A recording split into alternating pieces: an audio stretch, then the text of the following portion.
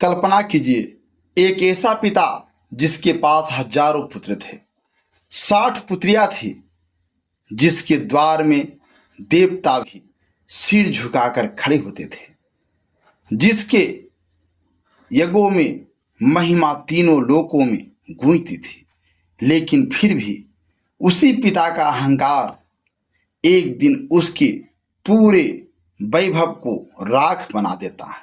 यह कहानी केवल एक राजा की नहीं है, यह कहानी है उस श्राप की जिसने हजारों पुत्रों को संसार से दूर कर दिया। यह कहानी है उन पुत्रियों की जिनसे देवता, दानव, नाग और पूरा ब्रह्मांड जन्मा।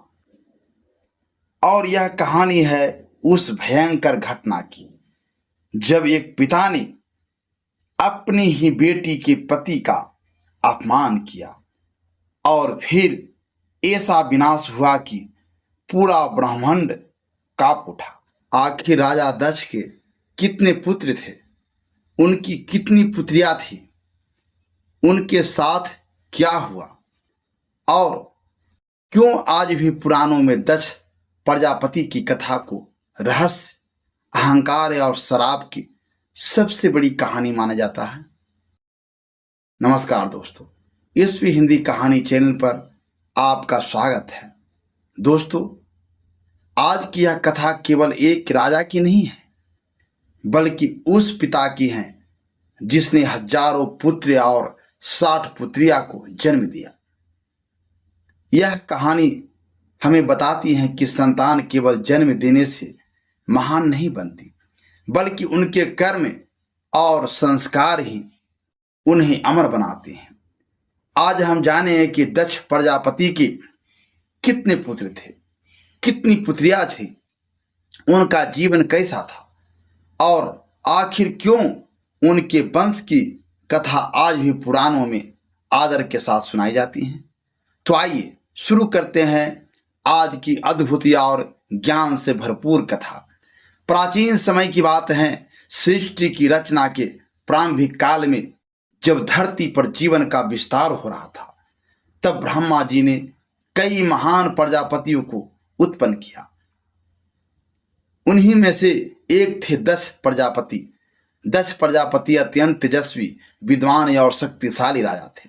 वे अपनी बुद्धि और यज्ञों के लिए पूरे ब्रह्मांड में प्रसिद्ध थे। दक्ष प्रजापति का उद्देश्य था कि संसार के जीवों की संख्या बढ़े और सृष्टि का विस्तार हो। इसी उद्देश्य से उन्होंने पहले हजारों पुत्रों को जन्म दिया। पुराणों के अनुसार दक्ष के पहले 10,000 पुत्र हुए, जिन्हें हरिषभ कहा गया। ये सभी पुत्र बलवान, तेजस्वी और अत्यंत बुद्धिमान थे। जब वे बड़े हुए तब दक्ष प्रजापति ने उन्हें अपने पास बुलाया और कहा, हे पुत्रों, अब समय आ गया है कि तुम संसार में जाओ और सृष्टि का विस्तार करो, विवाह करो, संतान उत्पत्ति करो और इस धरती को जीवन से भर दो। पिता की आज्ञा सुनकर सभी हरिषभ पुत्र प्रसन्न हो गए। वे तप करने और ज्ञान प्राप्त करने के लिए पवित्र नदी के किनारे गए। वहीं उनकी भेंट देवर्षि नारद से हुई। नारद मुनि ने उन युवकों को देखा और मुस्कुराते हुए बोले, हे राजकुमारों, क्या तुमने कभी यह जानने का प्रयास किया कि यह संसार कहाँ से शुरू होता है और कहाँ समाप्त होता है? बिना सत्य को जाने तुम सृष्टि का विस्तार कैसे करोगे? नारद जी के ये शब्द हरिषभों के हृदय में उतर गए। वे सोचने लगे कि वास्तव में जीवन का उद्देश्य क्या।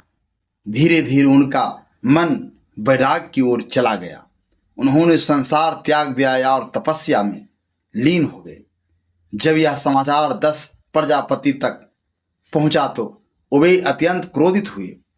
उन्हें लगा कि नारद मुनि ने उनके पुत्रों को भ्रमित कर दिया, लेकिन फिर भी उन्होंने हार नहीं मानी। कुछ समय बाद दक्ष ने फिर 1000 पुत्रों को जन्म दिया। इन पुत्रों को सबलाश कहा गया। दक्ष ने उनसे भी वही कहा जो पहले पुत्रों से कहा था। जाओ और संसार का विस्तार करो। सबलाश्व भी तपस्या के लिए गए, लेकिन वहां फिर नारद मुनि पहुंच गए। उन्होंने उन्हीं प्रश्नों को दोहराया, पहले स्वयं को जानो, फिर संसार को जानने का प्रयास करो। नारद जी की वाणी इतनी प्रभावशाली थी कि सबलाश्व भी संसार छोड़कर तपस्या के मार्ग पर चले गए। अब दक्ष प्रजापति का क्रोध 7वें आसमान पहुंच गया।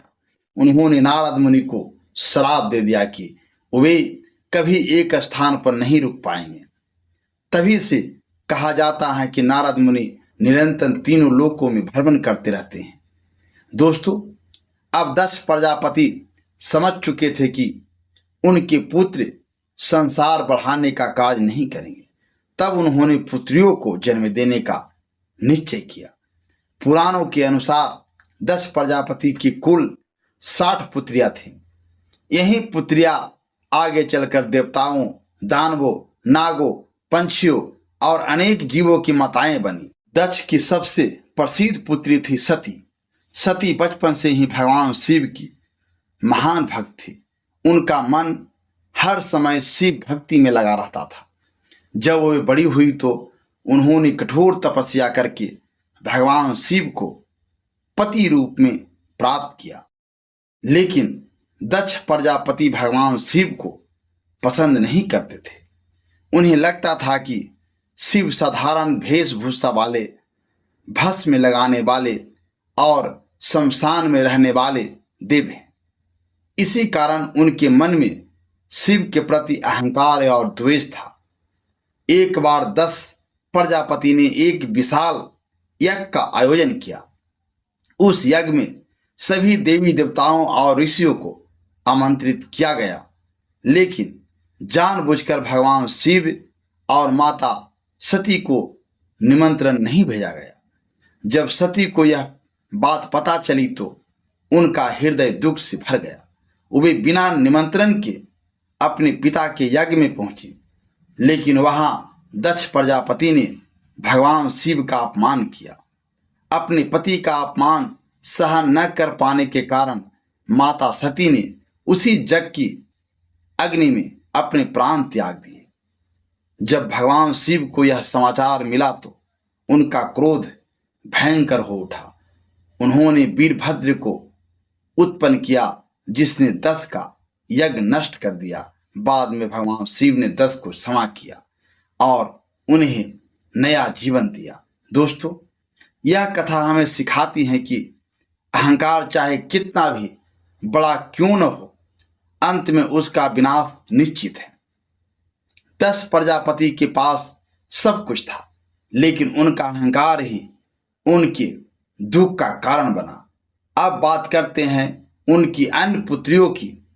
दक्ष ने अपनी 13 पुत्रियों का विवाह कश्यप ऋषि से किया।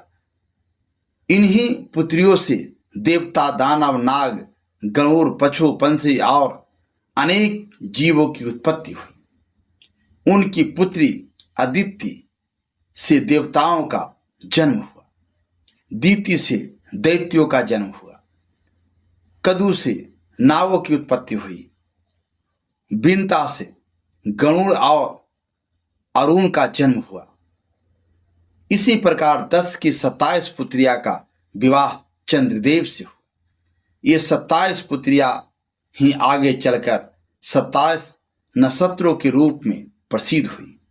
लेकिन चंद्रदेव रोहिणी से अत्यधिक प्रेम करते थे और बाकी पत्नियों की उपेक्षा करते थे। जब यह बात दक्ष को पता चली तो उन्होंने चंद्रदेव को श्राप दे दिया कि उनका तेज धीरे धीरे समाप्त हो जाएगा। बाद में देवताओं के अनुरोध पर श्राप को थोड़ा कम किया गया। तभी से चंद्रमा घटता और बढ़ता रहता है। दक्ष प्रजापति की कथा केवल पारिवारिक की कहानी नहीं है। यह कहानी धर्म, कर्म, अहंकार और भक्ति का गहरा संदेश देती है। उनके पुत्रों ने संसार त्याग कर ज्ञान का मार्ग चुना। उनकी पुत्रियों ने पूरे ब्रह्मांड में जीवन का विस्तार किया। आज भी जब पुराणों की कथाएं सुनाई जाती हैं, तब दक्ष प्रजापति का नाम आदर और सीख दोनों रूपों में लिया जाता है। एक ओर वे महान प्रजापति थे, दूसरी ओर उनका अहंकार उन्हें भगवान शिव के विरोध तक ले गया। दोस्तों, जीवन में धन, शक्ति और ज्ञान होने के बाद भी यदि मन में विनम्रता ना हो तो सब व्यर्थ हो जाता है, और यदि भक्ति, प्रेम और सत्य हो तो साधारण व्यक्ति भी महान बन जाता है। दोस्तों, अगर इस कहानी ने आपके दिल को छुआ हो तो एक लाइक जरूर कर देना। आपकी एक लाइक इस कहानी को और लोगों तक पहुंचाने में बहुत मदद करती है। और ऐसी ही नई नई कहानियां सुनने के लिए एसपी हिंदी कहानी चैनल को सब्सक्राइब अभी तुरंत करें। धन्यवाद।